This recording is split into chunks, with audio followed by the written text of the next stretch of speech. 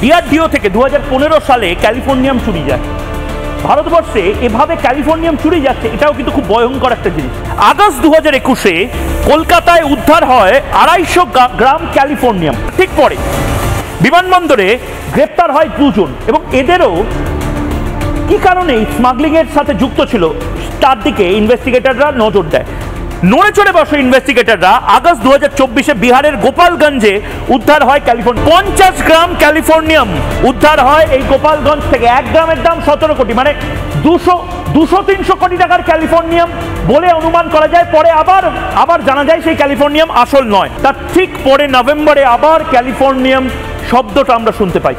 মানে এটার পেছনে কোনো একটা কারণ তো রয়েছে, যেটা জঙ্গিরা বারবার ট্রায়াল অ্যান্ড এরর করার চেষ্টা করছে, হয়তো বারবার কিছু না কিছু ভাবে প্র্যাকটিস ম্যাচ খেলছে। আমাদের তো বোধহয় আরো সতর্ক থাকা উচিত।